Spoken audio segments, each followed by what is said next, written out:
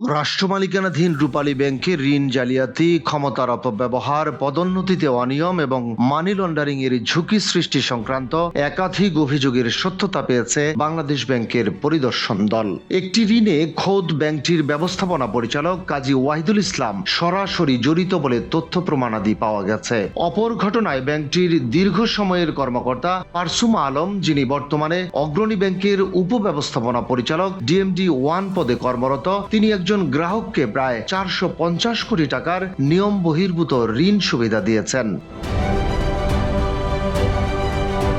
অনুসন্ধানের তৃতীয় ঘটনাটিতে ব্যাংকটির পল্লবী শাখার ব্যবস্থাপক রাজ্জাকুল হায়দার সহ আরো কতিপয় কর্মকর্তার বিরুদ্ধে পৃথক 2 গ্রাহককে 20 কোটি ও 11 কোটি টাকা ঋণ বিতরণে অনিয়ম দুর্নীতির অভিযোগের সত্যতা পেয়েছে কেন্দ্রীয় ব্যাংক পরিদর্শক টিমের সদস্যরা। কেন্দ্রীয় ব্যাংকের সুপারভিশন বিভাগ গত 29 এপ্রিল ব্যাংকটির পরিচালনা পর্ষদের অডিট কমিটিকে পাঠানো এক প্রতিবেদনে এসব অভিযোগের অধিকতর তদন্ত ও প্রয়োজনীয় ব্যবস্থা গ্রহণের সুপারিশ করেছে।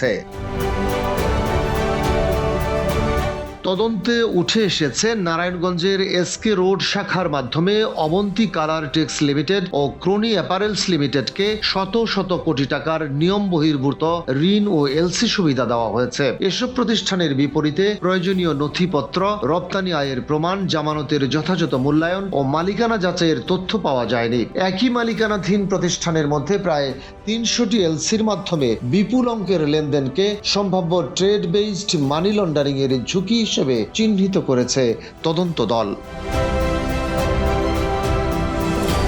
এ ঘটনায় দীর্ঘদিন ওই শাখার ব্যবস্থাপক হিসেবে দায়িত্ব পালনকারী পারসুমা আলমের ভূমিকা নিয়ে প্রশ্ন উঠেছে। অভিযোগ রয়েছে, অনিয়মের পরও তিনি পদোন্নতি পেয়ে উপব্যবস্থাপনা পরিচালক হন এবং পরে অগ্রণী ব্যাংকে DMD 1 হিসেবে যোগদান করেন। অন্যদিকে গুলশান কর্পোরেট শাখার গ্রাহক মাস্টেক্স ইন্ডাস্ট্রিজ লিমিটেডকে অনুমোদিত সীমার বাইরে LC সুবিধা, যথাযথ জামানত ছাড়া ঋণ এবং ঋণের প্রকৃত অবস্থা গোপনের অভিযোগে বর্তমান ব্যবস্থাপনা পরিচালক কাজী ওয়াহিদুল ইসলামের সংশ্লিষ্টতার তথ্য তদন্তে উঠে এসেছে বলে প্রতিবেদনে উল্লেখ করা হয়েছে।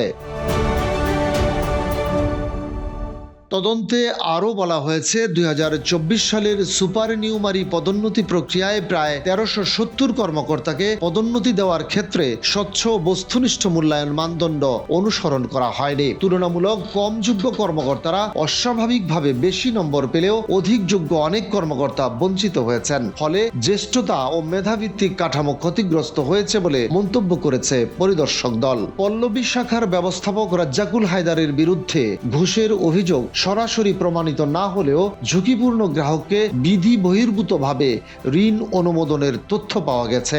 একই সঙ্গে একাধিক ক্ষেত্রে ব্যাংকের নীতিমালা ও বাংলাদেশ ব্যাংকের নির্দেশনা উপেক্ষা করে ঋণ বিতরণের প্রমাণও মিলেছে। এদিকে ব্যাংকের MD কাজী ওয়াহিদুল ইসলামের বিরুদ্ধে রাজনৈতিক অবস্থান পরিবর্তন, পক্ষপাতমূলক পদায়ন, স্বজনপ্রীতি এবং প্রশাসনিক ক্ষমতার অপব্যবহারের অভিযোগ তুলে সম্প্রতি অর্থমন্ত্রীর কাছে স্মারকলিপি দিয়েছে জাতীয়তাবাদী আদর্শের কর্মকর্তা কর্মচারীদের একটি বড় অংশ।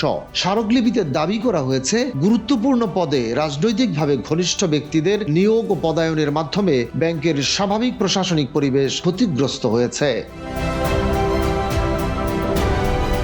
অভিযোগে আরও বলা হয়, 2026 সালের মে মাস পর্যন্ত রূপালী ব্যাংক প্রায় 587 কোটি টাকা লোকসানে পড়েছে। একই সঙ্গে ঋণ জালিয়াতি, বদলি ও পদোন্নতি, বাণিজ্য, প্রশাসনিক অস্বচ্ছতা এবং বিভিন্ন খাতে অনিয়মের অভিযোগও উত্থাপন করা হয়েছে। তবে এসব অভিযোগ অস্বীকার করে বিভিন্ন সময়ে ভিন্ন ভিন্ন বক্তব্য দিয়েছেন MD কাজী ওয়াহিদুল ইসলাম। অন্যদিকে সংশ্লিষ্টদের অনেকের বক্তব্য পাওয়া যায়নি। সব মিলিয়ে রূপালী ব্যাংকের ঋণ ব্যবস্থাপনা, মানব সম্পদ প্রশাসন এবং কর্পোরেট সুশাসন নিয়ে নতুন করে গুরুতর প্রশ্নের সৃষ্টি হয়েছে। ডেস্ক রিপোর্ট, বাংলাবাজার পত্রিকা।